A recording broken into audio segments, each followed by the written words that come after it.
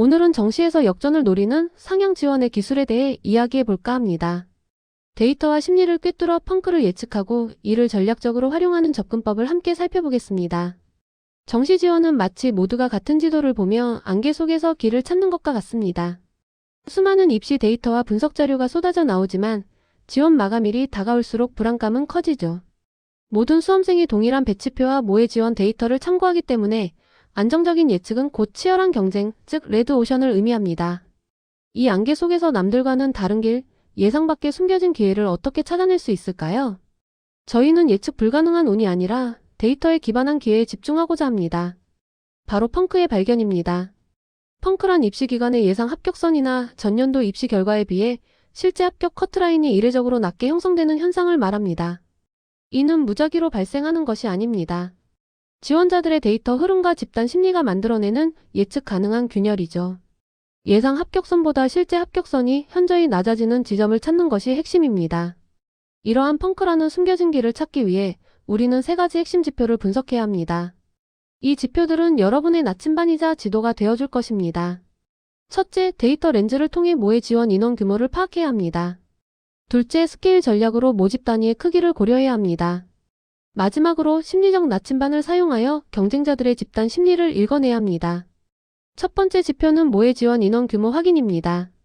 합격 컷 하락 가능성이 높은 강력한 시그널은 바로 지원자 풀의 절대적 크기에서 나옵니다. 특히 아래 조건이 충족될 경우 펑크 확률이 높아지는데요. 최종 모의 지원 인원이 모집 인원과 전년도 충원, 즉 추합 인원을 합한 수의 2배보다 적을 경우입니다. 이는 실질적인 합격 가능권의 총 규모에 비해 모의 지원자 수가 부족하다는 뜻이므로 허수 지원자를 제외하면 경쟁이 헐거울 수 있음을 의미합니다. 이해를 돕기 위해 2배수 법칙을 사례로 살펴보겠습니다. 먼저 위험 신호의 경우입니다.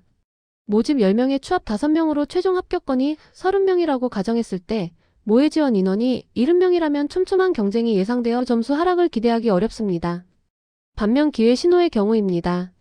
최종 합격권은 30명으로 같지만 모의 지원 인원이 25명이라면 2배수에 미달하죠. 이런 경우 합격 컷 하락 가능성이 매우 높다고 볼 수 있습니다. 다음으로 두 번째 지표인 모집 단위 규모에 따른 이원화 전략입니다. 모든 학과의 점수가 똑같은 방식으로 하락하지는 않습니다. 모집 인원의 규모는 펑크의 양상을 결정하는 핵심 변수죠. 소규모 학과, 즉 6명 내외를 모집하는 학과는 하이 리스크, 하이 리턴 전략으로 큰 폭의 점수 하락을 노립니다. 반면 대규모 학과, 100명 이상을 모집하는 학과는 캘쿠얼레이티드 리스크 전략으로 미세하지만 의미 있는 점수 하락을 노려야 합니다. 먼저 소규모 학과 전략입니다. 여기서는 절벽처럼 가파른 점수 하락을 노릴 수 있습니다. 그 메커니즘은 다음과 같습니다. 소규모 학과는 커트라인 부근에 수험생들이 촘촘하게 모여있지 않습니다. 점수 분포가 듬성듬성하기 때문에 상위 지원자 몇 명만 다른 곳으로 이탈해도 예비번호가 돌면서 합격선이 절벽처럼 푹 떨어지는 현상이 발생할 수 있죠. 이는 가장 극적인 역전을 기대할 수 있는 곳이며 진정한 의미의 스나이핑에 적합합니다. 다음은 대규모 학과 전략입니다. 이곳에서는 촘촘한 점수 분포 속에서 0, X점의 하락을 공략합니다. 대규모 학과는 모든 점수대의 지원자들이 촘촘하게 박혀 있어 큰 폭의 하락은 거의 불가능합니다. 하지만 지원자 풀이 큰 만큼 막판 심리 변화나 변수에 의해 합격선이 0, X점 차이로 소폭 하락할 가능성은 항상 존재합니다. 따라서 아슬아슬하게 불합격이 예상되는 점수대의 수험생들이 안정적인 상향 지원을 시도해 볼 만한 대상이 됩니다. 세 번째 지표는 데이터 너머의 경쟁자 심리 읽기입니다. 입시의 마지막 변수는 결국 사람입니다. 모든 수험생이 공유하는 특정 상황이나 공포심은 집단적인 지원 회피 현상을 만들고 이것이 곧 펑크의 기회가 됩니다. 지금부터는 두 가지 대표적인 심리적 요인 사례를 분석해 보겠습니다. 첫 번째 사례 분석입니다. 어려웠던 수능 영어가 만든 기회인데요. 특정 과목이 유난히 어렵게 출제되네 수험생들은 해당 과목 성적을 반영하는 학과 지원을 본능적으로 기피하는 경향이 있습니다. 예를 들어 수능 영어가 불수능으로 평가되면 수험생들은 내 영어 점수로는 영문과나 영어 교육과는 어림도 없을 거야 라고 심리적으로 위축됩니다. 그 결과 상위권 학생들마저 지레 겁을 먹고 지원을 포기하면서 영어 관련 학과의 합격선이 예상보다 크게 낮아지는 펑크가 발생할 수 있습니다. 두 번째 사례는 마지막 날의 공포심이라는 역설입니다. 지원 마감일, 특정 학과의 모의 지원 합격선이 비정상적으로 높게 형성되면 지원자들은 공포심을 느끼고 그 학과를 피하게 됩니다. 이게 바로 역설입니다. 가령 A학과의 모의 지원 최종 컷이 폭등하여 매우 높게 보이면 수험생들은 여기는 이미 몰려서 끝났다. 피해야 한다고 생각합니다.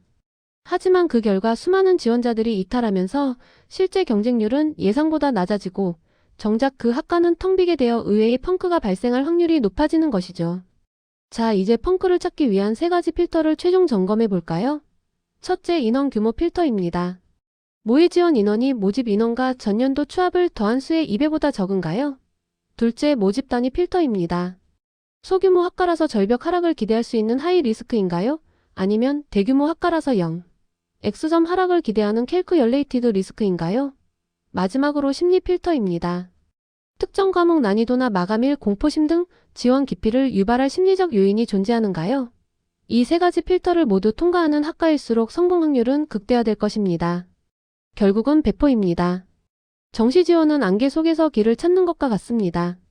모두가 두려워하며 피하는 길이 오히려 목적지로 가는 지름길이 될 수 있습니다. 따라서 데이터 뒤에 숨겨진 수험생들의 심리를 읽어내는 배포가 필요합니다. 안개는 완전히 걷히지 않을 겁니다. 하지만 중요한 것은 이제 여러분에게는 안개 속을 헤쳐나갈 지도와 나침반이 생겼다는 점입니다.